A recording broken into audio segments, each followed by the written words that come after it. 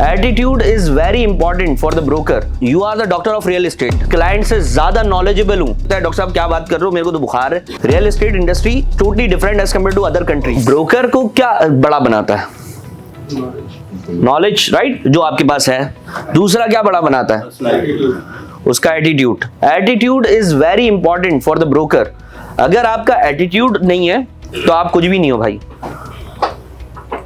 ठीक है ना। अगर आपने कोई क्लाइंट क्लोज करना है, ठीक है, और वो मिलियंस का क्लाइंट है, मिलियन नहीं मिलियंस का, 10 मिलियन 15 मिलियन 20 मिलियन, ठीक है, तो आप दिमाग में अगर सोच लोगे कि यार ये क्लाइंट बहुत बड़ा है तो क्लाइंट बड़ा हो गया। अगर आप दिमाग में ये सोच लोगे कि मैं as a broker, as a property consultant, as a property advisor इस क्लाइंट से ज्यादा नॉलेजेबल हूं और ये क्लाइंट मेरे आगे कुछ भी नहीं है कि इसको जो चीज चाहिए वो मैं इसको दिलवा सकता हूं, ठीक है ना, तो आप बड़े हो, ठीक है।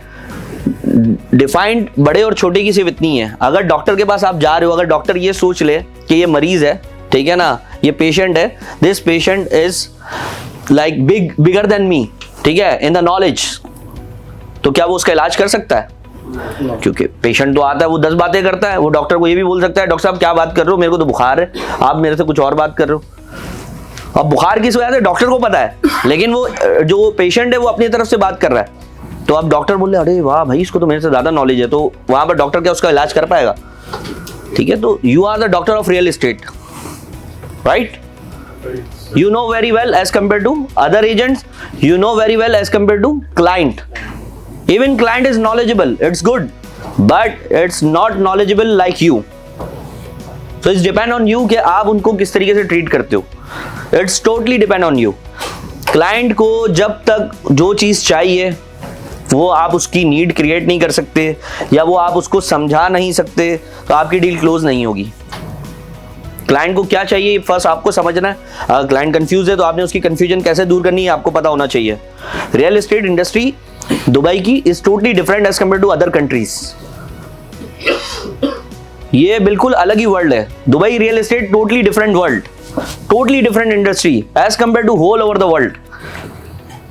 इस तरीके से किसी भी वर्ल्ड में, किसी भी जगह में, किसी भी कंट्री में इस तरीके से काम नहीं होता जैसे दुबई में रियल एस्टेट में काम होता है।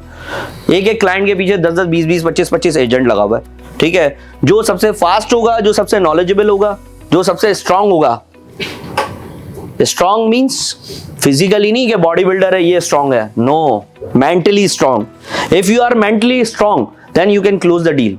आपने क्लाइंट को बेचना नहीं है, सबसे पहली चीज तो आप ये समझ लो, आपने क्लाइंट को बेचना नहीं है, आपने क्लाइंट को वो चीज एडवाइस करनी है जो क्लाइंट को चाहिए। क्लाइंट के लिए क्या बेटर है ये आप बताओगे क्लाइंट को, क्लाइंट आपको नहीं बताएगा।